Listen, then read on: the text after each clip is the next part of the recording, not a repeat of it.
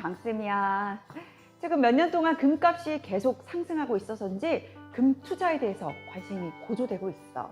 그래서 오늘은 현명한 금 투자 방법에 대해서 얘기를 해보려고 해.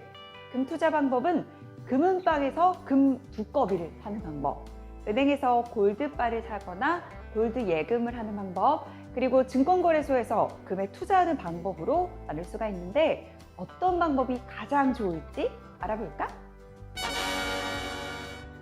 금값이 몇 년째 상승하고 있는데 그만큼 세상이 어수선하다는 얘기겠지. 금리를 급격하게 올리면서 인플레이션이 커지니까 금값도 천정부지로 솟아오르는 거야.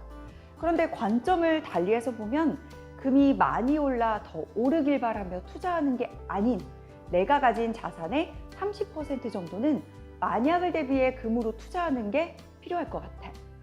전문 용어로 이게 대안 투자인데, 예를 들어 9.11 테러로 무역센터가 무너져 내릴 때 주가가 며칠 동안 폭락을 했었는데 이럴 때 금값은 폭등했어.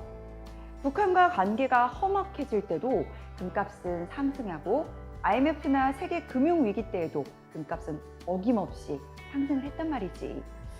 국제 금 시세와 코스피 지수 상관관계에 대해서 얘기를 하자면 9.11 테러, 카드 대란, 차이나 쇼크, 세계 금융위기, 유로화 위기, 대북 리스크 고조에 코스피는 어김없이 급락하는데 금값은 오히려 급상승하는 것을 알 수가 있어. 그러니까 증시나 인플레이션과 반대로 움직이는 것에 내 자산의 일정 부분을 보유할 필요가 있지. 따라서 투자금의 일정 부분은 반드시 달러나 금에 분산 투자를 하는 게 투자할 때 안전하지. 유대인들은 2000년간 전 세계를 떠돌아다니면서 핍박을 받을 때도 끝까지 살아남고, 근데 이후 현재까지 세계 금융시장을 주무를 수 있었던 가장 강력한 파워는 대부분의 재산을 금으로 보유했기 때문에 가능한 일이었어.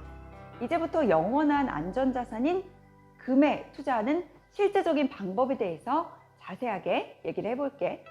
먼저 금 시세가 각각 다른데 우리나라 국내 금 시세는 우리가 한돈이라고 하는 3.75g의 가격이고, 국제 금 시세는 1트로이온스라고 하는데 약 31.1g의 가격이야. KRX 거래소 금 단위는 1g 단위야. 한국거래소 KRX 금시장은 정부의 금거래 양성화 계획에 따라 한국거래소가 금융위원회 승인을 받아 2014년 3월 24일에 설립해서 운영하고 있는 금 현물 시장이야. 여기에서 각 증권사 HTS를 통해 1g 단위로 실시간 매매가 가능해. 증권사 온라인 수수료 0.2%, 양도소득세와 부가가치세는 면세야. 단 금 실물을 인출할 때는 부가세 10%를 내야 돼. 실물을 찾지 않고 매도를 할 때는 부가세는 당연히 면세고 매매 차익에 대해서도 세금이 없어.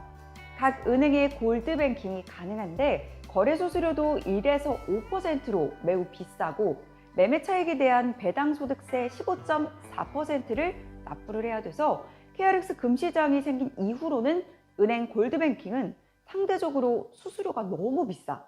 KRX 금시장과 골드뱅킹 실물거래 그리고 금은방을 통한 장외 소매를 비교를 해볼게. 2017년 3월 31일을 기준으로 1kg짜리 금괴를 KRX에서 매입하면 4,500만 원이고 골드뱅킹은 5,100만 원, 그리고 금은방에서는 6,580만 원으로 각 14%와 46% 차이가 나는 것을 알 수 있어. 금 1g을 매수했다가 3% 정도 가격이 상승했을 때 매도했다고 가정을 하고 각종 수수료와 세금을 공제한 수익률을 비교하면 KRX 금시장에서 2.4% 수익이고 골드뱅킹 계좌 거래는 0.8% 수익, 골드뱅킹 실물 거래는 15% 손실, 금은방에선 23% 손실인 것을 알 수 있어. 실로 어마어마한 차이가 나다 보니 금거래는 반드시 KRX 시장에서 해야 되는 게 좋겠지.